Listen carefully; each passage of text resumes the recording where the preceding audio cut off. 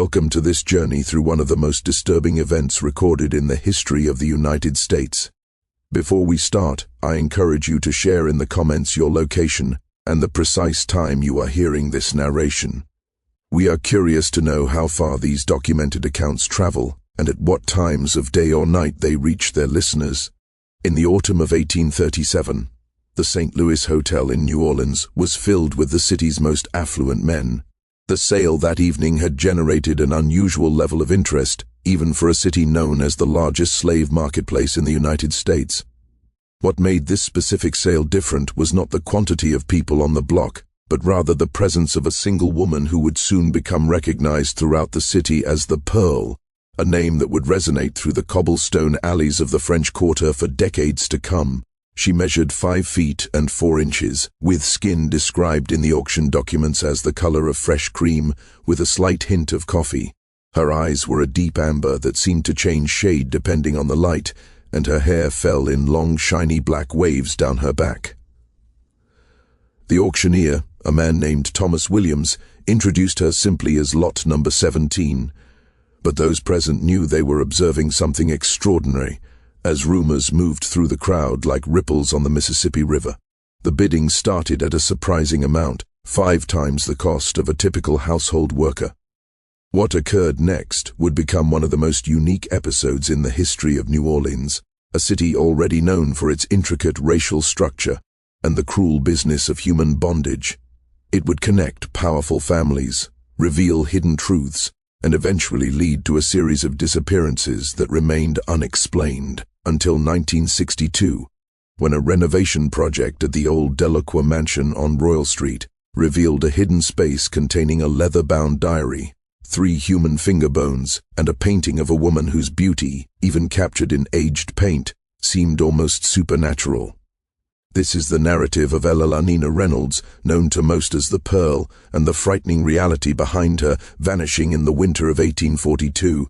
The sale that night in 1837 was recorded by multiple observers, including James Thornton, a northern businessman visiting New Orleans to set up cotton trade connections. In his private journal found at his estate in Boston in 1952, Thornton described the scene with clear unease. "I have never witnessed such madness among men of position as happened tonight at the Hotel Exchange. The woman for sale was indeed striking in appearance, yet the conduct of those present seemed driven by something beyond mere desire for human property. One could sense an almost devout passion in their bidding, as though acquiring this specific enslaved person had importance beyond the tangible realm. What Thornton could not have known was the complicated web of history surrounding the woman on the block. Elalina Reynolds had not been born into slavery, nor had she arrived through the normal routes of the domestic slave trade. According to ship records from the port of New Orleans, she had arrived just 3 weeks earlier on a vessel named the Augusta, listed not as cargo, but as a traveler accompanying a merchant named Marcus Bennett. But by the time the Augusta docked, Bennett was dead, supposedly from a fever caught in Havana during their journey. With no free papers found among Bennett's belongings, Eleanor was seized by port officials and eventually put up for sale. This much was public knowledge. What wasn't known until the discovery of the Deloqua journal was why a woman of such obvious refinement and education had found herself in such circumstances, and why certain families in New Orleans had taken such extraordinary interest in ensuring she would never leave the city. Before we explore the events of that winter in more detail, we must comprehend the New Orleans that existed in 1837. The city was then a complex mixture of cultures, economies, and racial categories, more intricate than anywhere else in America. After the Louisiana Purchase in 1803, the city had changed from a French and Spanish colonial outpost to a booming American port where fortunes were made in cotton, sugar, and human beings. New Orleans had developed a 3-tiered racial system, unlike the rigid black-white separation found elsewhere in the South. Between these categories existed the gens de couleur libre, free people of color, many of whom were wealthy property owners who sometimes owned enslaved people themselves. It was a city of contradictions. Brutal slave markets operated within walking distance of opera houses. Regulations overseen by enslaved men managed the treatment of slaves, while sophisticated social events called quadroon balls facilitated arrangements between white men and free women of color. Above all, it was a city where appearance and ancestry carried immense social and legal weight. The difference between freedom and bondage could depend on a single ancestor, a fact that would prove crucial to Elenina Reynolds' story. The winning bid that night came from Charles Deloqua, a wealthy sugar plantation owner whose family had been in Louisiana since the early French colonial period. Deloqua paid the unprecedented sum of $7,000, enough to buy an entire plantation of field workers, for a woman who, by all accounts, had no experience with domestic service or field labor. The exchange was recorded by notary William Patterson, whose ledger noted something unusual. Deloqua insisted the bill of sale described Elenina not as a slave, but as a ward to be housed in his Royal Street residence. What happened after Elenina was taken to the Deloqua home remains unclear, with conflicting accounts. The household staff, interviewed decades later by a journalist from the Daily Picayune, recalled that she was treated not as a servant, but as a guest, given a private room in the family area and provided with clothing suitable for a society woman. Yet she was never seen leaving the property, and visitors to the house reported that Deloqua introduced her as his distant cousin from France who spoke little English. According to household records, Deloqua's wife, Isabel, left for her family home in Natchez just 2 weeks after Elenina's arrival, taking their 3 children with her. She would not return for nearly 6 months. During this time, Charles Deloqua closed his Royal Street house to all visitors and conducted his business affairs entirely through written messages delivered by his private secretary. The mystery deepened when, in January of 1838, Dr. Samuel Lawrence was called to the Deloqua home to attend to Elenina, who was reportedly suffering from a persistent cough. Dr. Lawrence's medical journal, preserved in the archives of Tulane University, contained an entry that read, "Called to attend to young woman at the Deloqua residence. Patient exhibits symptoms consistent with consumption. Though her overall health appears sound, what troubles me more is clear distress in her manner. When alone, she asked if I knew of her true circumstances before her arrival in New Orleans. Before I could respond, Deloqua returned to the room, and she spoke no further on the matter. Dr. Lawrence noted that he prescribed a standard treatment of bed rest and tonics, but also recorded his feeling that the lady's illness seemed as much of the spirit as of the body, but he was never called back to the house. By spring of that year, rumors had begun to circulate through New Orleans society about the mysterious beauty of the Deloqua mansion. Some claimed she was Charles Deloqua's illegitimate daughter, others that she was his mistress brought from overseas. The most persistent rumor, however, was that she was somehow connected to the Villas family, one of the oldest and most secretive lineages in Louisiana, whose patriarch, Henri Villas, had been among the most aggressive bidders at the auction before Deloqua's winning offer. The Villas family had built their fortune in the early days of the colony, controlling vast sugar plantations and, according to local story, engaging in privateering during the War of 1812. By 1837, they had largely withdrawn from public life, maintaining their estate on the edges of the city and rarely participating in society events. What connected them to a young woman newly arrived from Havana? This question would remain unanswered for more than a century. The Deloqua Journal, discovered during renovations in 1962, provided the first real understanding into Elenina's life in the mansion. The journal, written in a precise, educated script, began in February 1838. The early entries were ordinary, recording weather conditions and brief notes about books read or meals taken. But as winter became spring, the entries became more revealing. March 11, 1838. C has agreed to allow me access to the family Libra. Rye, though I'm still forbidden from venturing beyond the inner courtyard. When I asked why I must remain hidden away, he said only that it was for my protection. From what, he will not say. I begin to fear that the story he told me about my papers being processed is merely a lie to keep me obedient. And later, April 23, 1838. Today C brought a visitor, an elderly man named Villas, who stared at me with such intensity that I felt as though he was searching for something in my face. They spoke in French, believing I could not understand, about the resemblance and the bloodline. When I later asked C about this conversation, he became upset and reminded me of my unstable position. Without free papers, I remained legally his property regardless of my true history. The journal entries became increasingly distressed, as Elena apparently began to realize that Deloqua had no intention of securing her freedom as he had initially promised.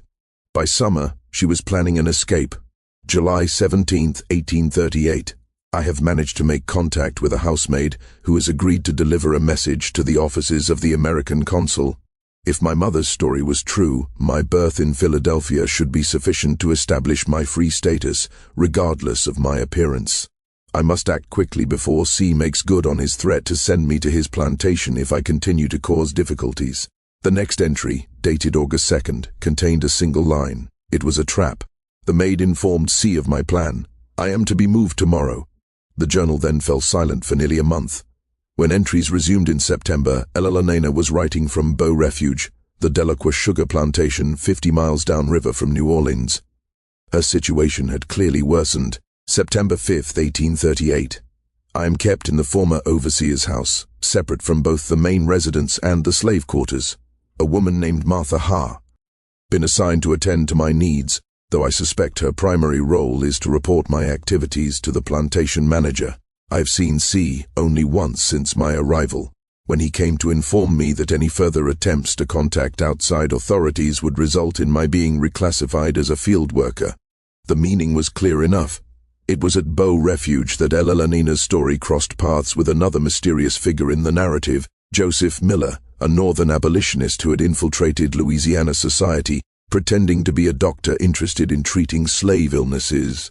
Miller's coded letters with anti-slavery activists in Boston, decoded and published in 1949, made reference to a woman of unusual circumstance held at the Deloqua plantation, who claims to have been born free in Philadelphia to a mother who was herself a free person. Miller apparently managed to speak with Elena briefly during a visit to Beau Refuge in October 1838.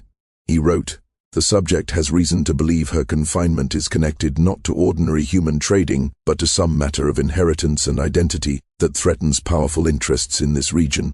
She begs assistance in contacting authorities in Philadelphia who might have record of her birth and parentage." Miller promised to investigate her claims, but his work in Louisiana came to an abrupt end in November 1838 when his true purpose was discovered. He narrowly escaped the state with his life. There is no record that he ever managed to pursue Elena's case further. Elena's journal entries from Beau Refuge became increasingly infrequent through the winter of 1838 into 1839. She recorded her observations of plantation life, her failed attempts to convince household servants to help her, and her growing suspicion that her confinement had some purpose beyond mere ownership. December 12, 1838.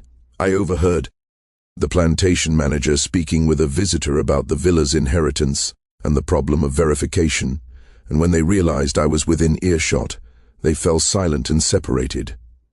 Later, I asked Martha if she knew anything about the villa's family. She grew pale and refused to speak on the subject, saying only that they were not people to be trifled with. What connection could I possibly have to them? The mystery deepened in February 1839 when, according to the journal, Elena received an unexpected visitor. Henri Villas himself, now quite elderly, came to Beau Refuge without Deloqua's knowledge or permission. February 26, 1839. The old man came alone, sending Martha away from the house. He asked about my mother, specifically whether she had possessed a gold locket with an engraving of a ship. When I confirmed that she had worn such a piece until her death, he nodded as though something had been confirmed. He then asked if I knew the circumstances of my father's death. I told him what Mother had always said, that he was a French merchant who died at sea before my birth. At this, the old man made a sound that might have been a laugh or a sob. "Your mother was a cautious woman," he said, "but perhaps too cautious for your own good." He left without explaining further, promising to return, though I am not certain whether to hope for or fear such a visit. Henri Villas never did return to Beau Refuge. 3 days after his visit to Elena, he was found dead in his study, apparently from natural causes related to his advanced age. His death, however, set in motion a complex legal battle over the substantial Villas estate, as Henri had died without a male heir.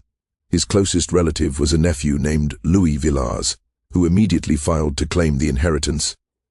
It was during this inheritance dispute that the connection between Elena and the Ville R's family began to emerge, at least in the pages of her increasingly broken journal.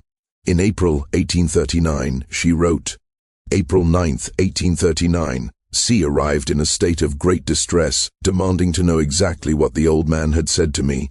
When I related our brief conversation, he became even more disturbed. Did he mention any documents? He asked repeatedly. Any papers he might have given your mother?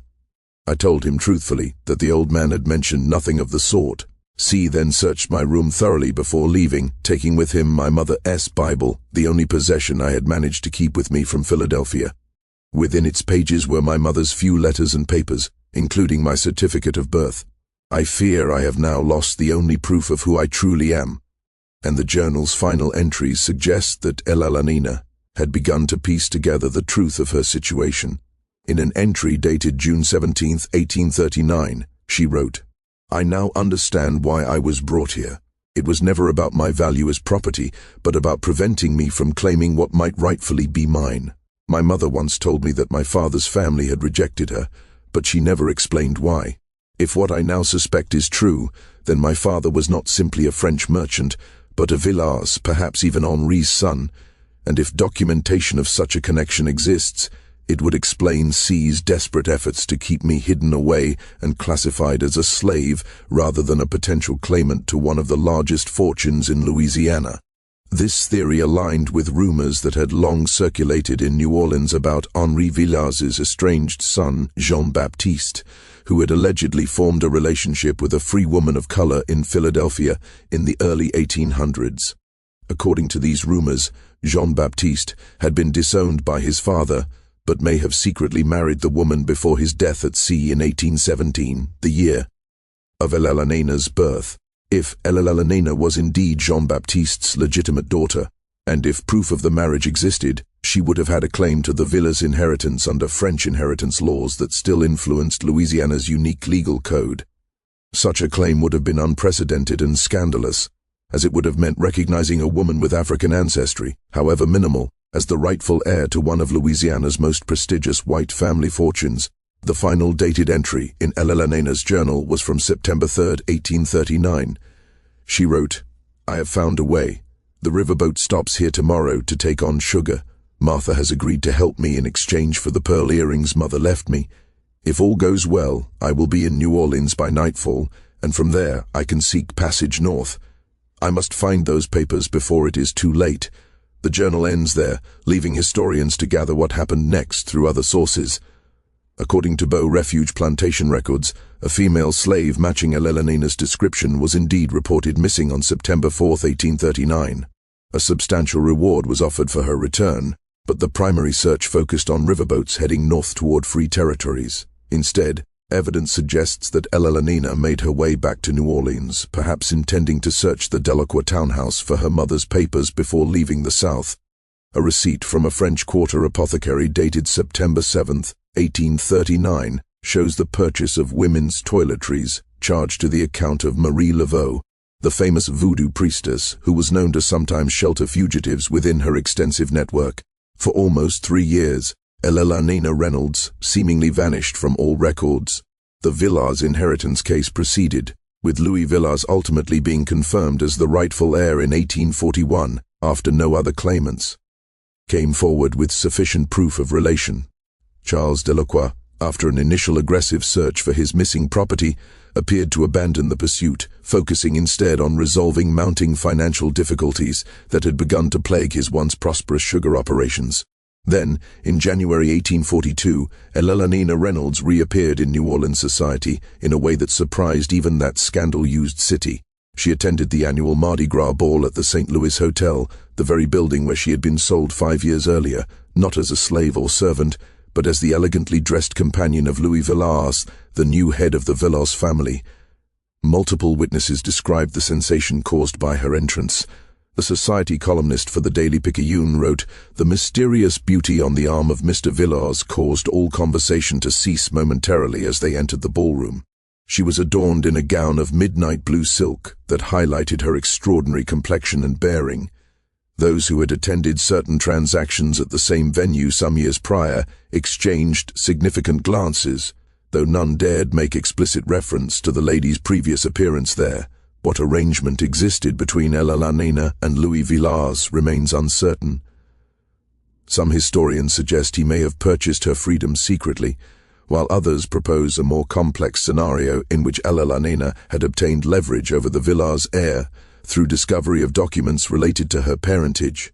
What is clear is that their public appearance together represented an unprecedented violation of New Orleans' social boundaries, regardless of Elena's ambiguous racial classification. Charles Deloqua was also present at the ball that night. According to multiple accounts, he grew visibly distressed upon seeing Elena with Louis Villars, attempting to approach them. Before being physically held back by friends, he left the event shortly thereafter. 3 days later, he filed a legal complaint claiming that Louis Villars had unlawfully taken possession of human property rightfully belonging to the Deloqua estate. The complaint was quietly withdrawn within 24 hours. On February 12, 1842, Elena and Louis Villars were seen boarding a steamship bound for France. According to passenger manifests, they traveled as Mr. Louis Villars and Ward. They left behind a New Orleans already consumed with rumor and speculation. They would never return to American soil. And here the documented history might have ended were it not for the events that unfolded at the Deloqua mansion 2 weeks after their departure. On February 27, 1842, neighbors reported unusual activity at the normally quiet Deloqua residence on Royal Street. Lights burned through the night, and servants were seen carrying large trunks to waiting carriages. By morning, the house stood empty, with no formal announcement of the family's departure. When creditors arrived days later to inquire about mounting unpaid debts, they found the house abandoned. Though apparently not in haste, clothes remained in wardrobes, books on shelves, and food in the pantry, as though the occupants expected to return shortly. Charles Deloqua, his wife Isabel, and their 3 children had vanished. Initial assumptions that they had fled creditors gave way to more sinister theories, when in March 1842, the bodies of 2 men were discovered in the swampland outside the city. They were identified as Deloqua's private secretary and his plantation manager from Beau Refuge. Both had been killed by a single gunshot to the head, execution style. A police investigation was launched but yielded few results. The detective in charge, James Morrison, noted in his report that individuals connected to this case seem remarkably reluctant to provide information, suggesting that forces beyond ordinary criminal matters may be involved. The investigation was officially suspended in June 1842. For more than a century, the disappearance of the Deloqua family remained one of New Orleans' most enduring mysteries. Occasionally revived in newspaper articles or local histories, but never solved. Then, in 1962, the renovation of the long-vacant Deloqua mansion uncovered the hidden room containing Elena's journal, the finger bones, and the portrait. The journal provided vital insights into Elena's captivity, but ended before her reappearance in 1842. The finger bones, when examined by forensic anthropologists in 1964, were determined to belong to a male who had died approximately 120 years earlier, roughly the time of the Deloqua disappearance. DNA testing, when it became available decades later, was inconclusive due to the condition of the remains. It was the portrait that perhaps offered the most tempting clue. The painting, executed in the style of prominent New Orleans portrait artists of the period, showed Elena Reynolds in an elegant blue gown, possibly the same one described at the Mardi Gras ball.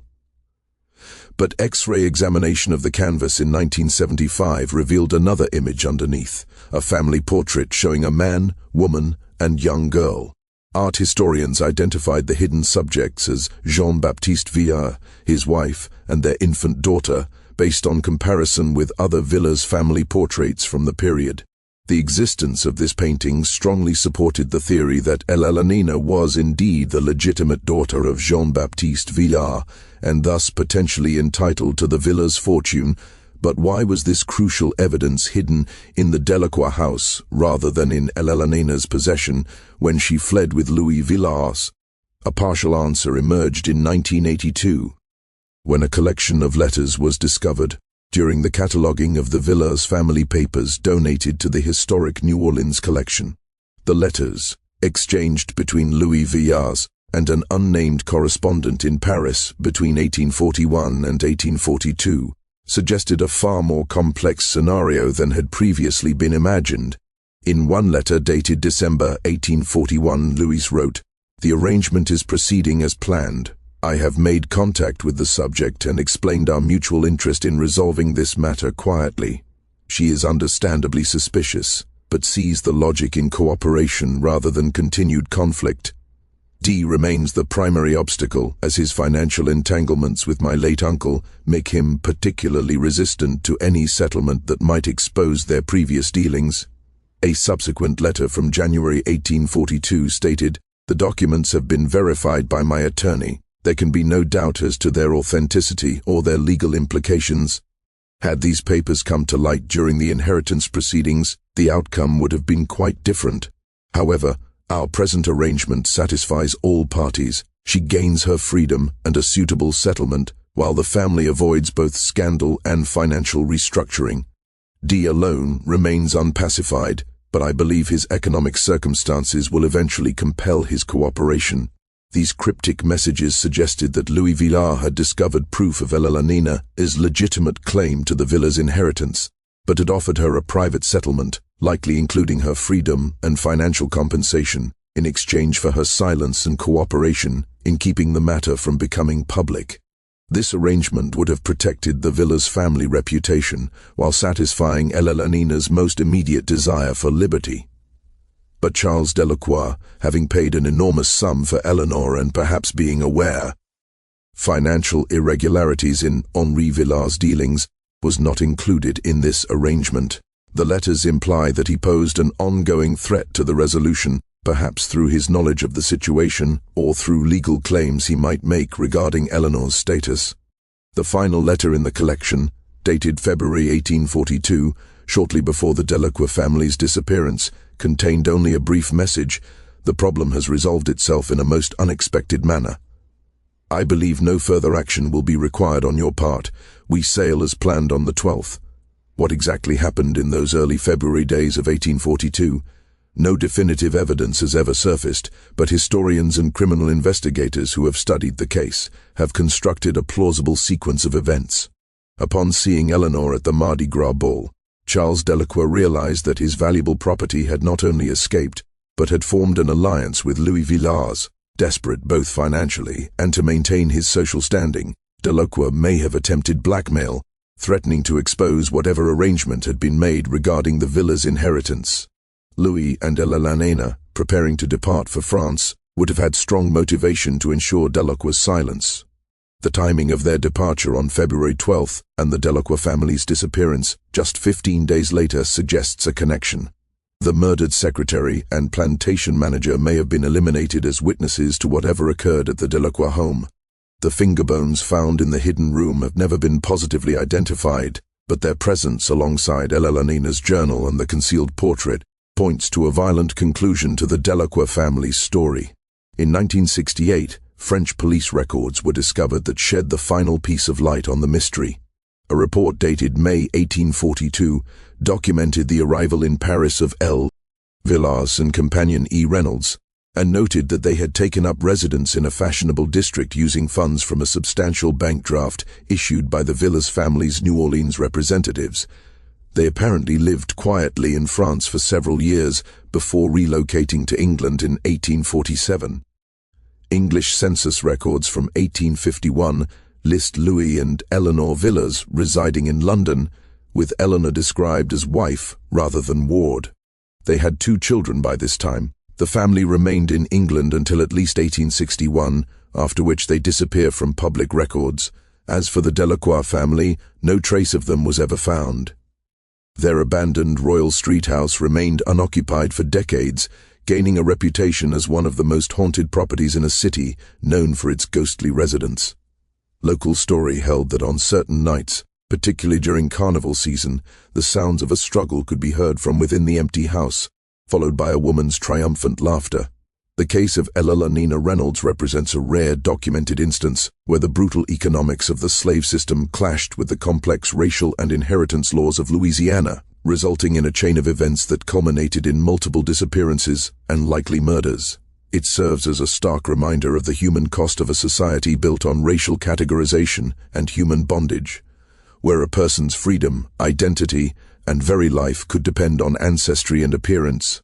The portrait of the Pearl now hangs in the historic New Orleans collection, a silent testimony to a woman who refused to accept the fate that powerful men had designed for her. Her journal, with its articulate account of captivity and resistance, has become an important primary source for historians studying the experiences of those trapped in the unique institution of American slavery. The final statement in the museum catalogue describing Elelena's portrait contains a fitting inscription. This painting depicts a woman who, through extraordinary circumstances, navigated one of the most rigid social systems in American history to reclaim her freedom and identity. What remains unknowable is the full human cost of her journey. In 1969, during further renovations of the Deloqua mansion, workers discovered a small cavity beneath the floorboards of the hidden room. Inside was a gold locket containing a miniature painting of a ship at sea.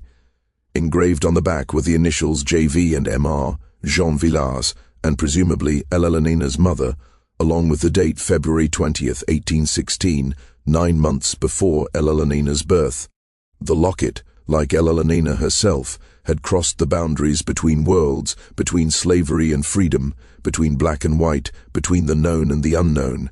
It now rests alongside her portrait in the museum collection, two artifacts from a story that continues to haunt the collective memory of a city built on secrets. The hidden room in the Deloqua house has since been preserved as part of the building's historical restoration. Tour guides tell visitors about the mysterious woman who was once sold at auction in the St. Louis Hotel, her connection to one of the city's most prominent families, and her eventual escape to Europe. What they cannot tell with certainty is what happened to those who sought to keep her enslaved. Like many of the darkest chapters in American history, some truths remain buried beneath layers of time, silence, and complicity. Perhaps that is fitting. In a city built on unstable ground, where the dead rest in above-ground tombs because the water table is too high for conventional burials, some secrets inevitably rise to the surface. Others remain submerged, known only through fragments and whispers. Lee. The sound of distant laughter carried on the warm night air of the French Quarter. In 1958, nearly a decade before the discovery of Elelena's journal, a strange incident occurred that some historians,